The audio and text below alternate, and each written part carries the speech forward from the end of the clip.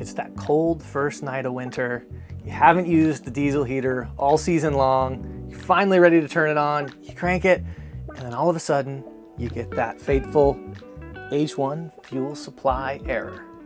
What happened? So anytime you see this error code on your Espar diesel heater, what that means is that it pulled air into the diesel heater system.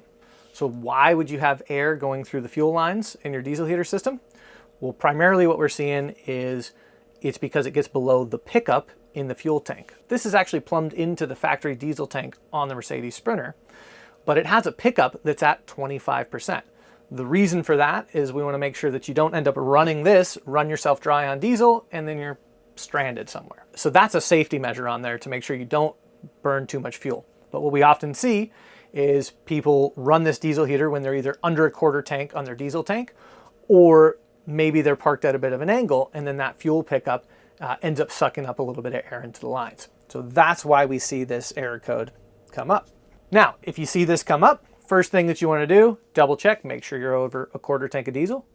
If you are, then what we're going to do is we're going to go ahead and clear this code. So what we want to do is we're going to come in here, we're just going to push this little dial, and we're going to spin this dial until we get to the gear icon right there.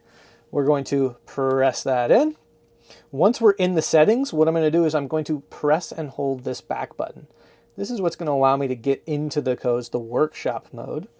Now we're in workshop mode, and I'm going to scroll over to error memory. Press that once, H1 error. We're going to select that, and then we're going to go ahead and delete that. So all we're doing is clearing the code, saying, hey, we recognize that there's air in the line. We're going to clear this out.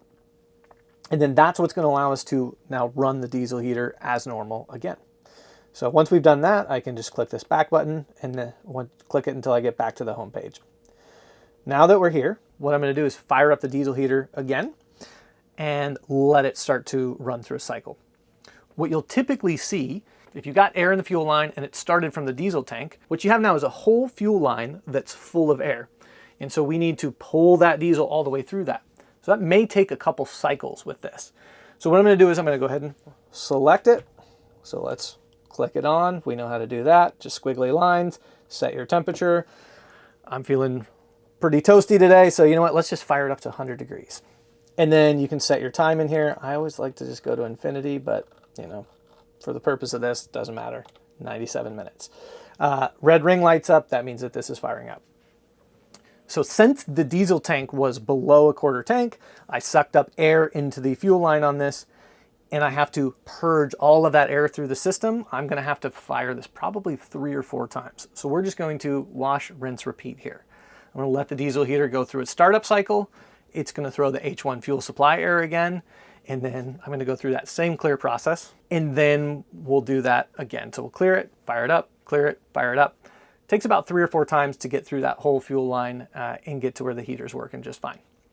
If you're still having an issue from there, what it probably means is that there's a leak in the line. So it's somehow the fuel pump is actually sucking air into the line along the line itself. So it's either cracked or one of the fittings got loose. But most likely, it's just because that diesel tank was under 25%.